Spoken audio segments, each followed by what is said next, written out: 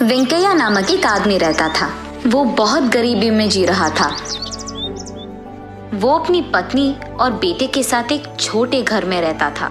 वेंकैया एक छोटे होटल में काम करता था। वेंकैया का मालिक रंगैया, जो हर रोज की कुली उसे देता था, वो वेंकैया को बिल्कुल काफी नहीं था। इसी कारण वो तीनों अच्छा खाना खाकर बहुत दिन हो गए थे। वेंकैया की पत्नी कमला भी जब भी उसको वक्त मिलता था, उस गांव के कुछ घरों में साफ सफाई करना, बर्तन साफ करना जैसे काम करती थी। लेकिन वो पैसे भी उनके लिए काफी नहीं थे।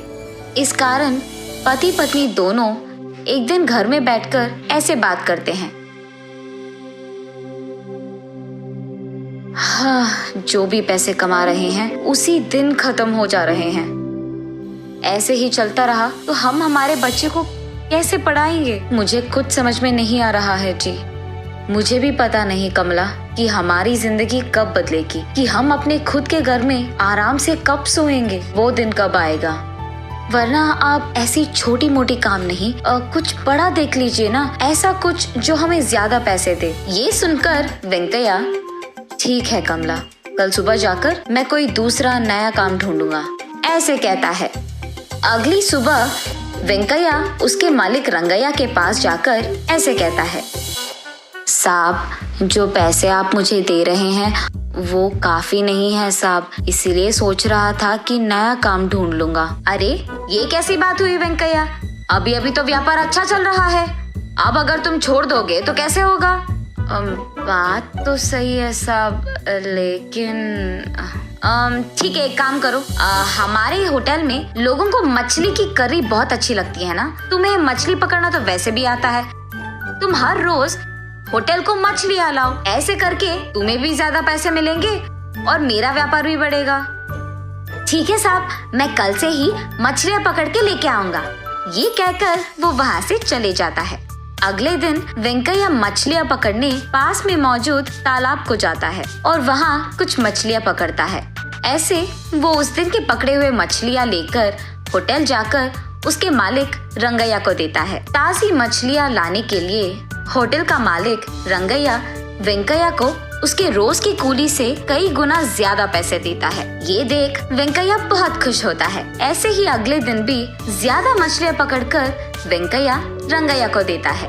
उसी हिसाब से रंगैया भी ज्यादा पैसे देता है वेंकैया को। ऐसे ही कुछ दिन चलता रहा और वेंकैया को भी ज्यादा पैसे मिलने लगते हैं। ऐसे ही चलता रहा तो कुछ दिनों में हम एक घर भी खरीद पाएंगे और हमारे बच्चे को एक अच्छे स्कूल में पढ़ा सकते हैं। ये सोचकर पति पत्नी दोनों बहुत खुश होते हैं। ऐसे ही कुछ दिन बीत जाते हैं। एक दिन मछलियाँ पकड़कर होटल जाता है वेंकैया। वेंकैया, व्यापार ठीक नहीं चल रहा है, कल से मैं तुम्हारे पास मछलियाँ नहीं खरीद पाऊंगा और आज भी इतने सारे मछलियाँ मैं नहीं खरीद पाऊंगा, इसलिए थोड़े ही खरीदूंगा और उनके पैसे दे दूंगा। ये कहकर कुछ ही मछलियाँ लेकर उनके ही पैसे देता है रंगैया। उसके बाद बाकी मछलियों को हाथ में लेकर वेंकैया ऐसे सोचता है, अरे रे, अभी अभी तो मैंने सोचा कि पैसे हाथ में आ रहे हैं और ऐसे हो गया।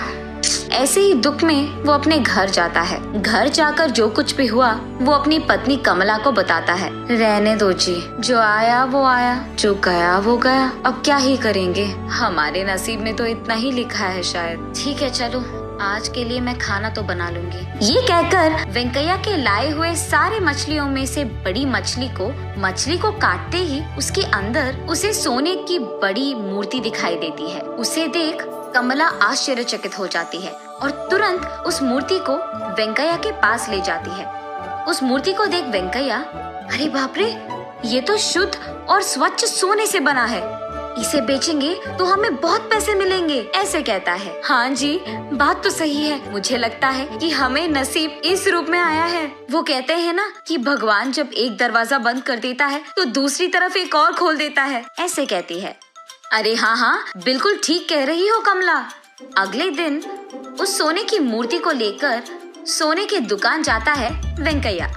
वहाँ का मालिक उस मूर्ति को जांचकर ऐसे कहता है, अरे ये तो बहुत पुराना मूर्ति है और इसका मूल्य बहुत ज्यादा है, अब तुम्हें देने के लिए मेरे पास उतने पैसे तो नहीं है। अरे रे, अब क्या करेंगे साहब? लेकिन मैं तुम्हें थोड़े थोड़े करके पैसे दे सकता हूँ, एक ही बार में तो नहीं दे सकता।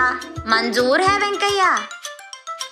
ठीक है, वही करेंगे फिर। ये कहकर उस मूर्ति को बेचकर थोड़े पैसे घर ले जाता है वेंकैया। लिए उन पैसों से सबसे पहले वो एक होटल शुरू करता है और उस होटल में वो मछली की बिरयानी को बेचना शुरू करता है। रंगैया के मछली की करी के अलावा उस गांव में किसी ने भी अब तक मछली की बिरयानी नहीं बनाई है, इसीलिए वेंकैया की होटल की बिरयानी एकदम बहुत प्रसिद्ध बन जाता है। इस कारण वो उसके होटल में कुछ लोगों को काम भी देता है और क्योंकि वेंकैया वेतन ज्यादा दे रहा था, ये सुनकर रंगैया के होटल में काम करने वाले लोग भी वेंकैया के होटल जाकर काम करने लगते हैं। ये सुनकर रंगैया वेंकैया के पास जाकर ऐसे कहता है, क्या वेंकैया, मेरे होटल में काम करने वाले लोगों को भी तुम्हारे होटल में काम करने के लिए लगा दिया तुमने? तुम्हारे वजह से मेरा व्यापार खराब हो गया है। तुम कूली का काम करते हुए मछलियाँ पकड़ते थे, एक बार में जब नसीब बदल गया तो अकड़ चढ़ गया दिमाग को। साहब, मैंने उनसे ये नहीं कहा कि आपके पास काम बंद करके मेरे पास काम करने आ जाए। उनको काम चाहिए था और मेरे पास काम था तो मैंने दिया, बस। जरा मैं भी तो देखूं कि कितने दिन तुम ऐसे ही व्यापार चलाओगे। व्यापार चलाना आसान नहीं होता है वेंकैया, हमारे परिवार में ये बहुत सालों से आ रहा है। एक बार जो नुकसान आ गया ना, तुम वापस कूली का काम ही करने लगोगे। याद रखना। क्या कहीं लिखा है कि आप जैसे लोग ही व्यापार कर सकते हैं और हमारे जैसे नहीं? और वैसे भी मुझे कोई डर नहीं है साहब, अगर मेरा व्यापार नहीं चला तो मैं वापस कूली का काम कर ही लूंगा, लेकिन आप तो वो भी नहीं कर पाएंगे। आपका व्यापार वैसे भी ठीक तो नहीं चल रहा, तो जरा आप ही देख लो, कूली का काम करना है या कोई और। ऐसे आराम से रंगैया को जवाब दे देता है वेंकैया। ये सुनकर गुस्से में चुपचाप वहाँ से चले जाता है रंगैया। एक तरफ होटल चलाते हुए कमाकर, दूसरी तरफ उस सोने के दुकान के मालिक से पैसे लेता है वेंकैया। उन्हीं पैसों से उसके बेटे को एक अच्छे स्कूल में पढ़ाता है, एक अच्छा घर भी खरीदता है और उसकी बीवी को ढेर सारे गहने खरीदता है। ऐसे कुछ ही दिनों में वेंकैया काम के लिए ढूंढने के स्थान से काम देने के स्थान तक जाता है।